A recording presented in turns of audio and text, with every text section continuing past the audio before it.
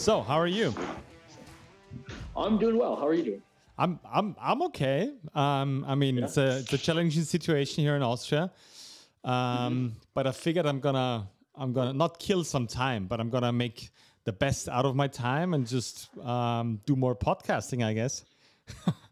I like the way you think about things. Yeah, I was just in Austria, and it's a different. I would say different world. It's just that Corona doesn't exist in most parts of America unless you live in California, apparently. So where you're at right now? Is it Atlanta? Is that correct? I'm in Atlanta. Yeah, I'm here until tomorrow evening, and then I fly to the other Georgia East Block for a couple snowboard competitions. Yeah, nice. Yeah. So first of all, thanks for taking the time. We haven't seen each other in a while, right? It's 2 years. Yeah, it's been a little bit. Yeah. I kind of actually miss training at your gym, to be honest. So I miss living in Vienna. Too. Wasn't the last time when you had what was his name, Victor with you? Vic's actually coming to Park City, Utah in a little less than a month for about 6 weeks, and we're gonna do some training together. And we're going to probably go to Alaska for 3 weeks and do some snowmobile and mountaineering up there. All right, nice.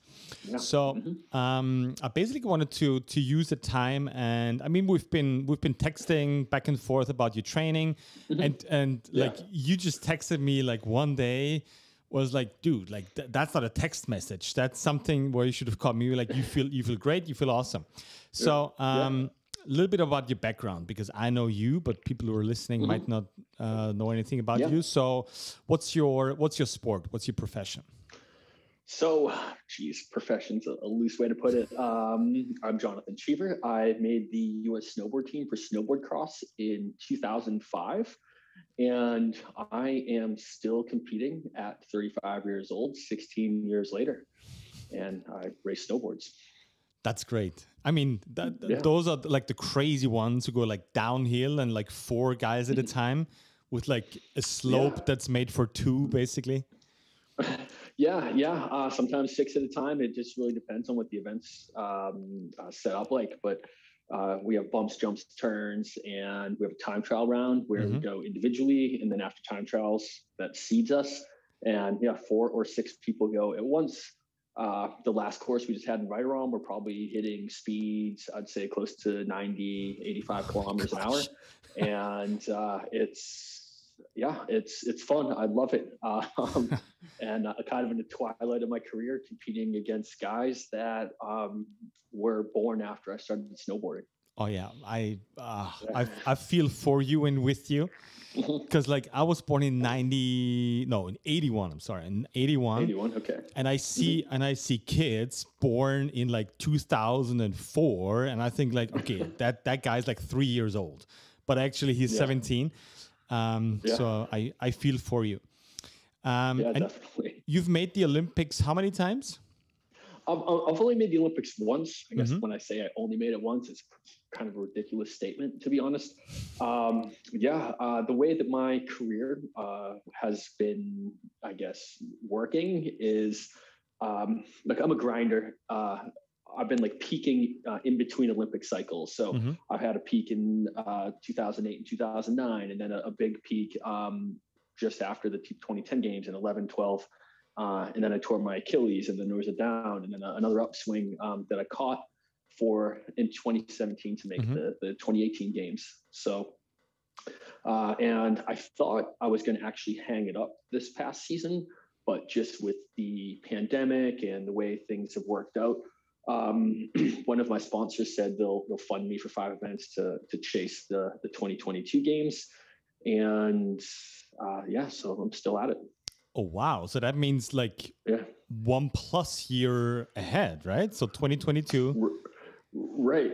So for the U.S. team, our qualifiers start right now. We're going to have a point ranking. And if you're top 6 in the world in the FIS points, which is a world ranking for my sport as well as other sports, FIS is the governing body for ski and snowboarding. But I imagine everybody in Austria probably knows something about it. and and then criteria, which is pretty much making a podium, starts at the last World Cup of the season in Switzerland in March. And it's a tall order to get on a World Cup podium, but who knows? Maybe I could throw a result in there. Nice. So there's a little bit more, or there's a lot of more juice in you, obviously, which is great. Yeah. So what was the first time we met here in Vienna? So just tell a story. So why did you actually come to Austria? I mean, it wasn't primarily because of me. I mean, let's be honest. It wasn't primarily because of you, but so my wife, Maria Ramberger, she is from Klosterneuburg, where your gym is. And I think I went out there, if I remember correctly, like fall 2012. Yeah. And yeah, Maria is not the most social creature. And before I flew out there, I just looked up CrossFit gyms. You popped up, and I just think I shot you an email or a text message or something.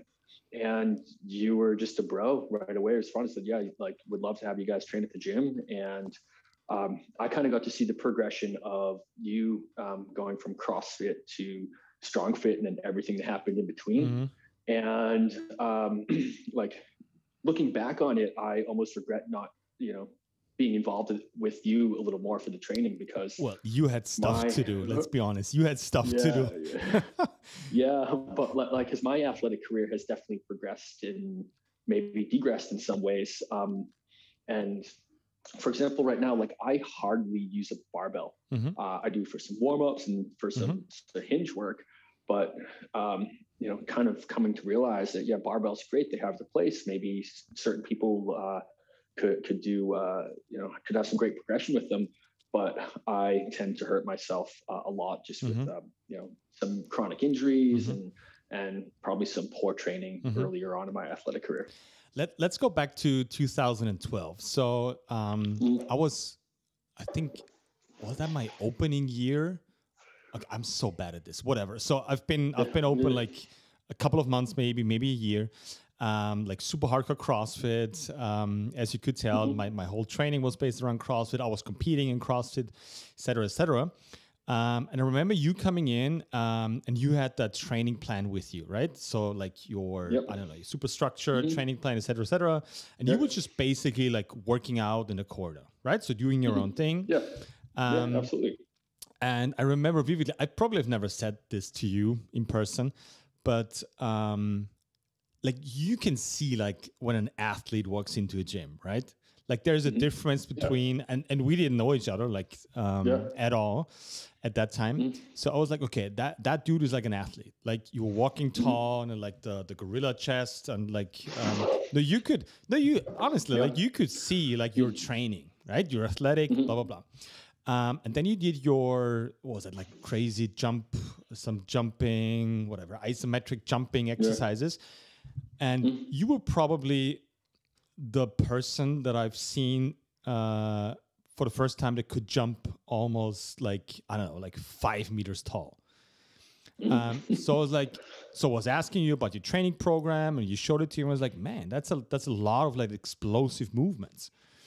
And I get it. Like your sport is like super fast and you have to have like reactions and you're jumping and you're landing. You're always reacting to stuff. And I don't know exactly how long you stayed in 2012, maybe a couple of weeks.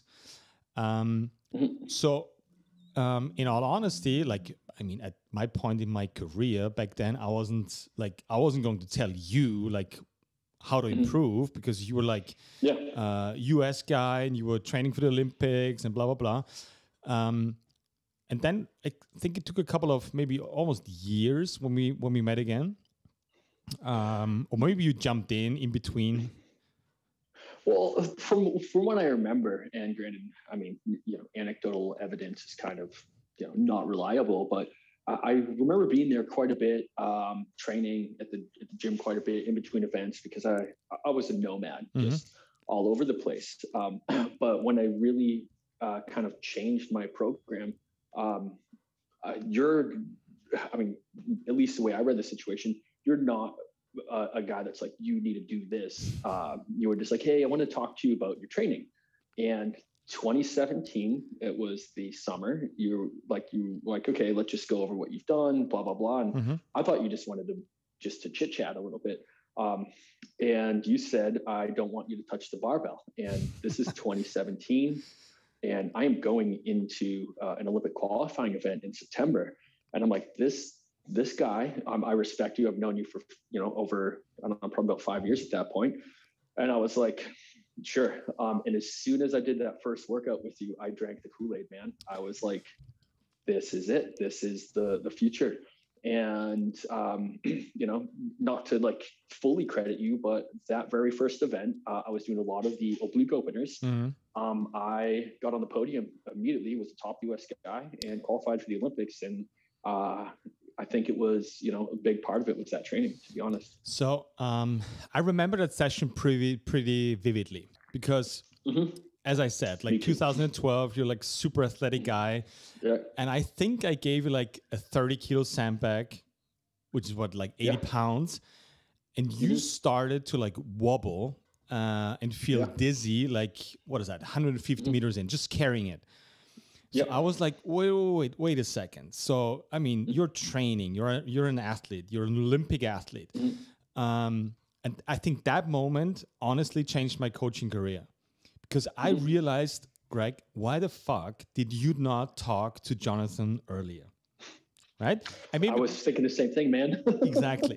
So I'm that serious. Like that moment gave me the confidence, so to speak. I'm like, okay, Greg, there's obviously something that you're doing okay.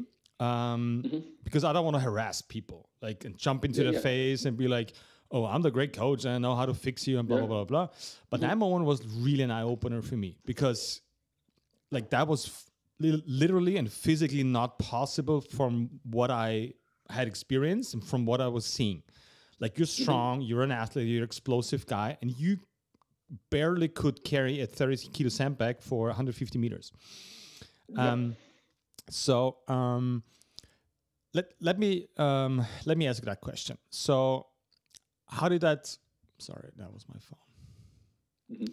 phone. How did that kind of change the way you approach training? Because we talked about like applying torque and internal torque. Because again, looking back at your programming, like it was all explosive work, like a lot of snatching, a lot of jumping, all like external torque muscles.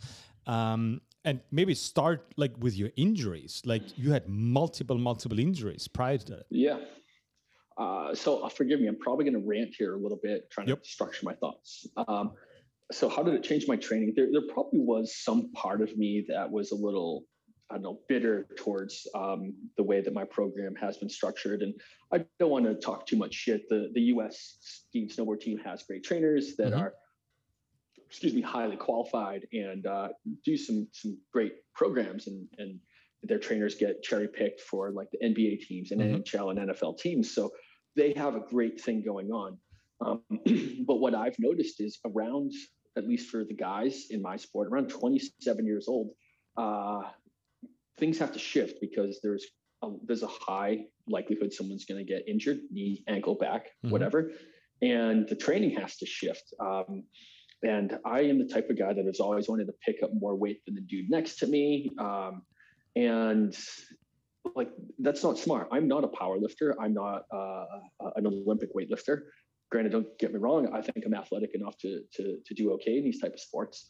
But the place I don't want to get hurt. I don't want to get hurt anywhere, but the least is the gym. I'm training to be an athlete and be great in my sport or whatever other activities I'm doing.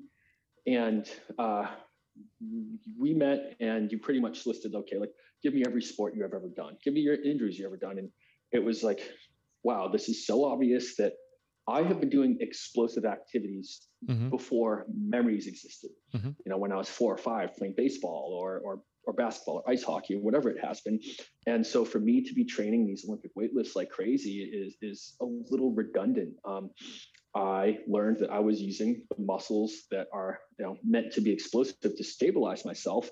And that was a big part of why I had a ton of hip and back problems. And not to mention snowboarding is an asymmetrical sport. So like just being in this position that I'm open hip is probably going to give me back problems anyway. And the sled pulls that you had me do, if anybody's a rock climber that listens to this, that like forearm pump, it was the first time I've ever got that in my VMOs, my quads, my glutes, my hammies. And it was torture, but in a good way. And I don't know if you know this now, but you have a disciple, man. I tell everybody about this program, whether they're an athlete, they're not an athlete, they're a physical therapist, I'm like, this guy has the best program out there. And but no one has ever texted me yet. So what's the problem? They're not trusting you. Really? Most of them are in America. I mean, I have them like check out the YouTube videos and everything else. And I do it all the time. And my favorite part about it is it's satisfying. You know, like you go under barbell, like I've done Russian squat cycles before, and like I noticed I gained size and some endurance, but after, you know, dragging sleds for weeks and you know, doing some sandbag workouts, like I'm torched at the end of it, and in a good way. And like the results are insane. And I mean, again, I made the Olympic team. Like I loved it. So it's part of my program. Granted, I have not been to the gym probably about, I don't know, about 4 weeks, except for some maintenance stuff, just because I'm in the middle of my competition season. However, I can't say enough good things about the programs. You know, I call it a program. It's a little loose the way I operate, but whatever. So, I think one thing you mentioned is super important.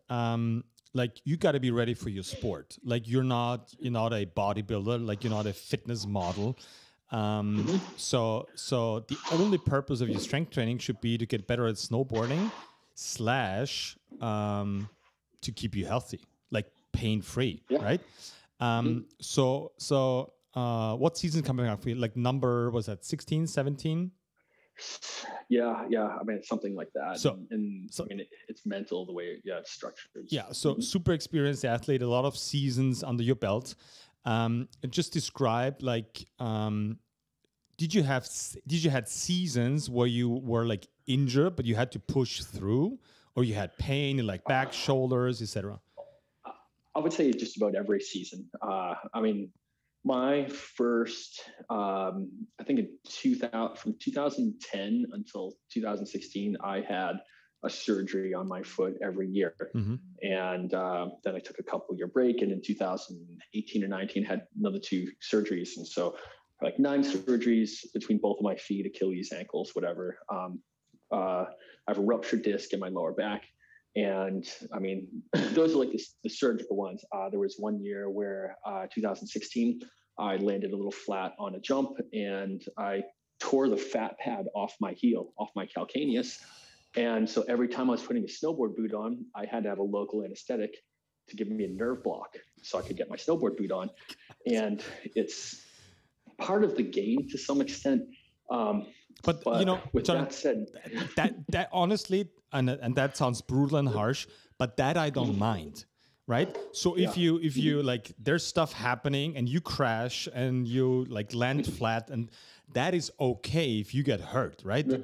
You cannot avoid that stuff. But I'm talking about like repetitive motions, repetitive movements, whether it's in the gym or on the snowboard, that's just grinding and just like giving you back pain all the time.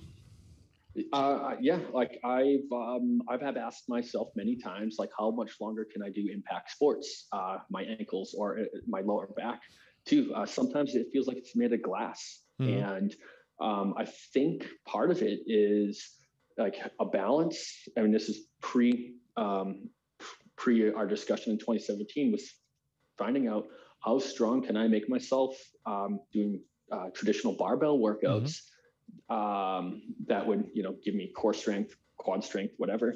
It was always a balance versus snowboarding, where I needed to be strong, but I could hurt myself in the gym, or if I'm not strong enough to snowboard, I'd land on my butt too hard one time, and then I can't get out of bed the next day. So it was always this, playing around with my training and talking to my trainers. I'm like, hey, listen, I love what deadlifts do for me. However, I also hate that it could throw out my back if I'm, following this program like gospel. And What Sorry, does go ahead. what does that do to your mental game? Because like you're an athlete, you want to compete, you want to win, you want to do stuff, whether it's in a gym, whether it's in the car, whether it's on a bicycle, whether it's on a snowboard, like you want to fucking win. There's no way around it. So you want to push. Exactly. You want to push, but you can't push. So what does it do to yourself? It made me angry more than anything, because like, it's like, okay, like, all right, like, I'd sit down with the trainers and, like, I mean, granted, this is kind of a privileged problem to have, but I'm like, listen, I'm working my fucking ass off here. And, snowboarding, especially as an American, like for the most part, we're unfunded. It's almost like an expensive hobby some years. And I'm, hurting myself because you tell me this is the workouts I need to do. And I even noticed when I would back up off the barbell and even picking up like a 15 kilo or 20 kilo kettlebell, doing some of the light workouts that we're supposed to be doing, next day, like can't get out of bed because of my back.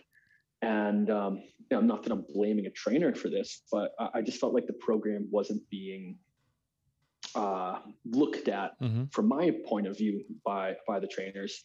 And when I would move away from what the trainers are saying and talk to the physical therapist, it would be like a ton of band workout to just like, okay, we got to get your glutes firing in a proper sequence, or your hamstrings, your quads firing in a proper sequence, which is great. There is plenty of time and space for these type of workouts. However, could kind of do that to the cows come home. But I have guys that I'm competing against. Fastest guy in the world right now, Itzy Hammerley from Vorarlberg. The dude's a beast. He's in the wrong sport. He needs to be playing in the NFL.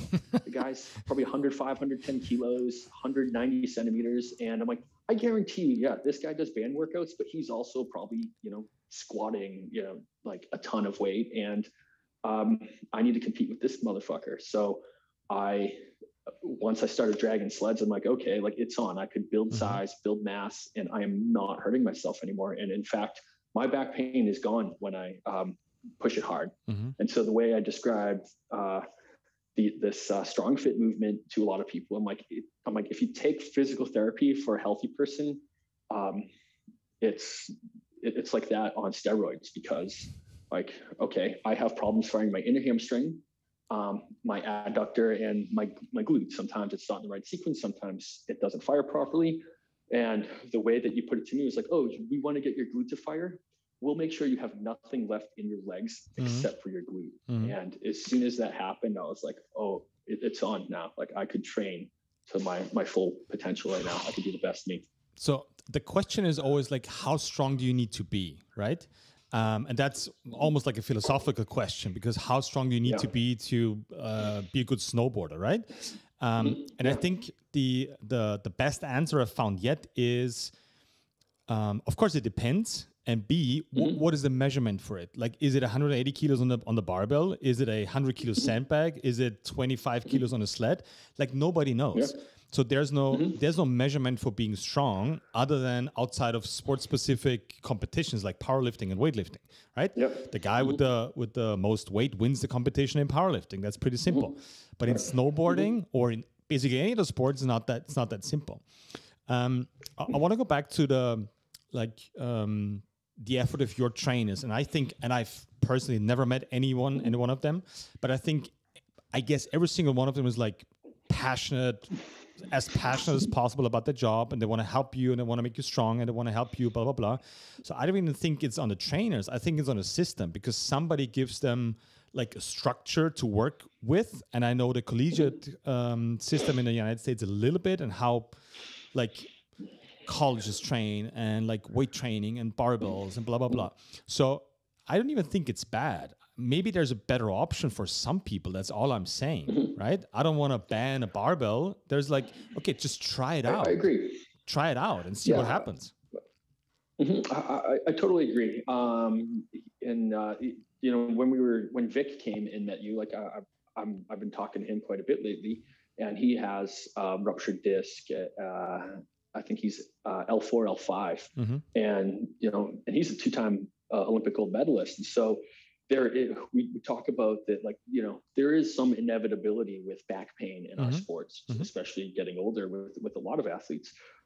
But what am I going to do? Just like, you know what, like, I'm done being fit now. I'm not going to touch a barbell anymore. So there is an adaptation that needs to happen. And if people could do squats or, a lot of barbell work without any problems, maybe it is great for them. But one of my favorite parts about using a sled is it speeds up the process for me to get ready to snowboard, because there is that anaerobic threshold work that I'm getting.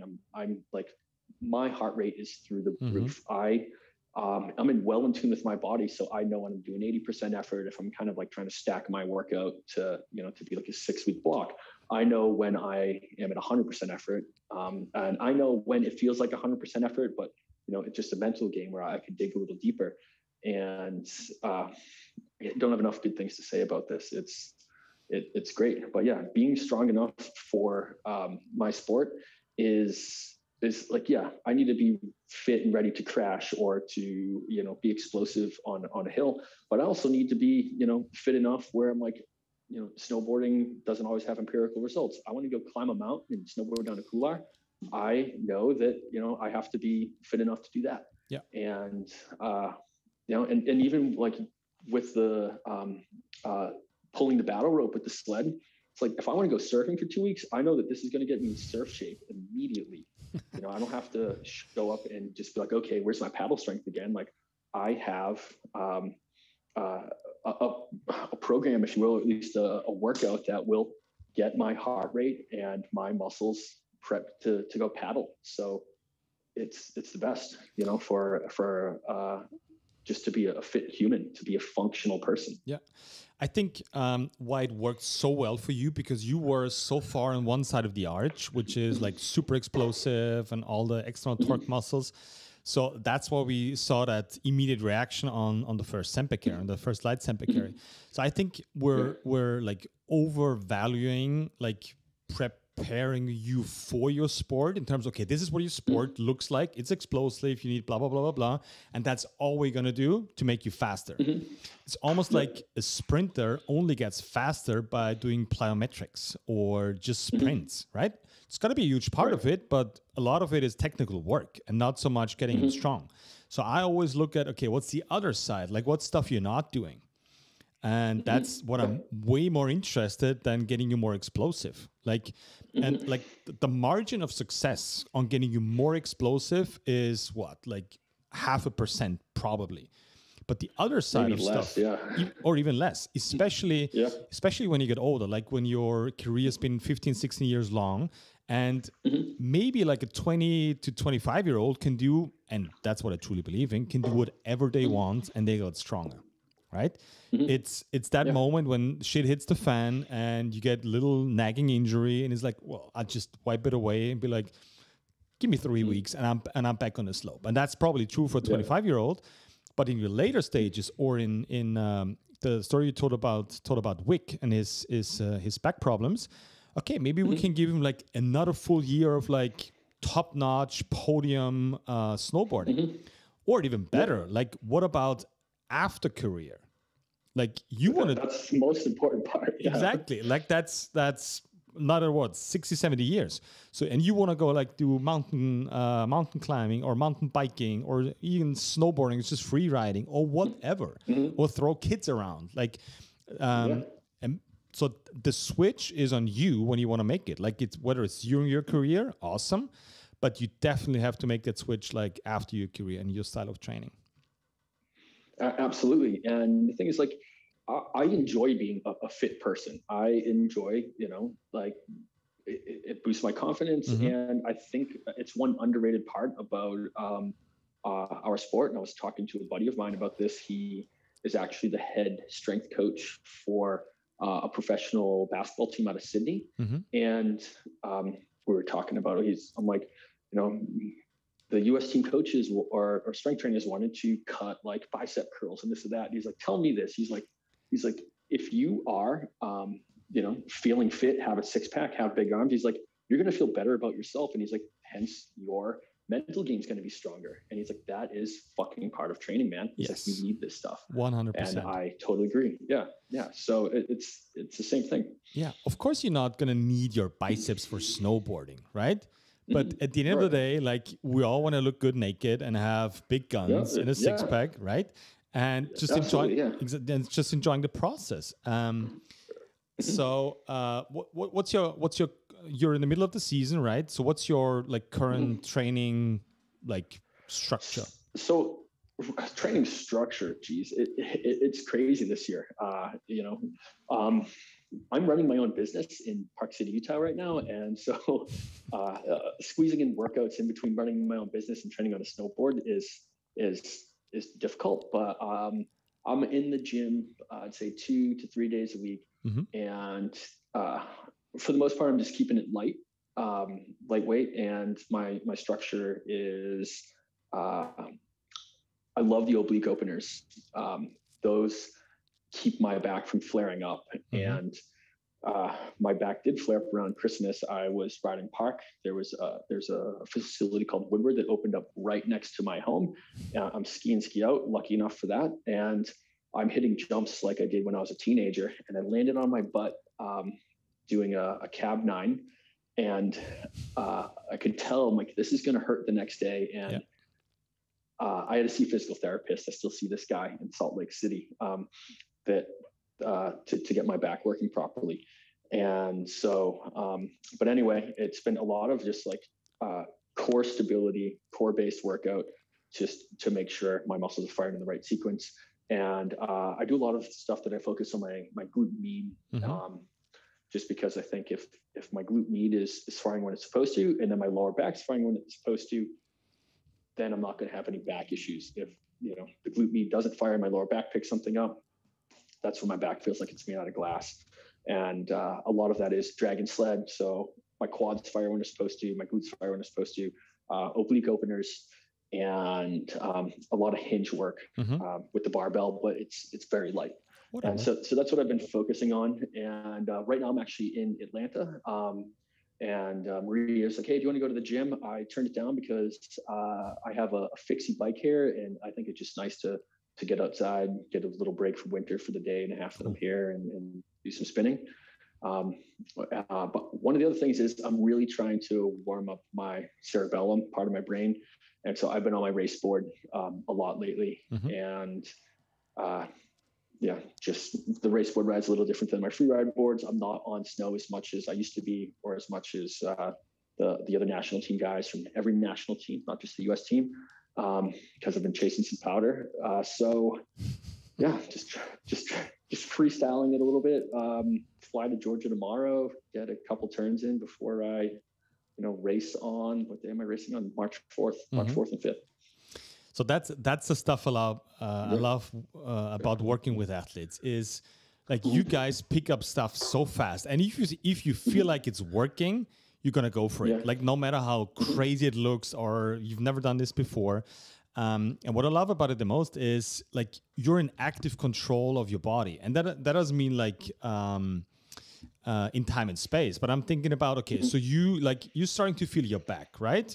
Whether it was through jumping, free riding, or you just had a crash, it's like, okay, but now I know like what to do. I'll do a couple of exercises. I know which muscles to activate because muscles move joints and not the other way around. So you're in control of it. And it's not like, okay, my back hurts and I'm going to sit it out for a couple of days, see 3 physiotherapists, and it gets better. But it's always that feeling of, I'm dependent on other persons. Yeah, absolutely too. And I like active recovery a lot more. Yeah, sure. There'll be times where, it's legitimate injury where rest is part of the recovery. However, I think personally with my back issues, it's whenever I'm not in the gym or not moving, that's when my back flares up the most. And granted, the travel schedule could get a little bit mental. So like just making sure I'm rested. But like short story, about 4 weeks ago, we got a winter arrived a little bit late in Utah, but we got about 1 meter of snow. And I went out touring with my buddies, some mountaineering, and I was torched. And my hips were a little fried. And then I just didn't fuel myself properly. And the next day I got the invite to do a pretty big day. We had like a 15-kilometer approach, and then 100 meters of vert climbing after that. And I just made sure I was fueled properly, stretched, did some mobility the day before, and I felt better doing this huge day. It was the day after riding 3 feet of POW that was mellow, just because my movement was a lot better, and I had a proper diet the day before. So kind of just like a little experience where, like preparation is a lot simpler than many people think. Mm-hmm. I wouldn't be racing if I didn't feel prepared, even though I'm on snow a lot less than I have been in the past. All right, man. I don't want to take up too much of your time. So thanks for taking the time. Yeah, absolutely. And if I can help Vic at any point with his back pain, like I can at least Zoom call with him or show him some stuff.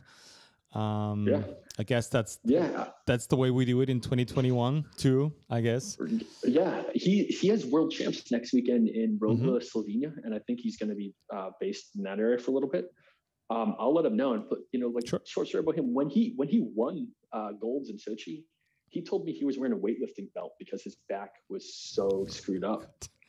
And sometimes that's what it takes. And right now he says it's like a little hard on the body, and his back's been killing him. But yeah, I'll let him know. I'll probably talk to him in a couple hours and let him know.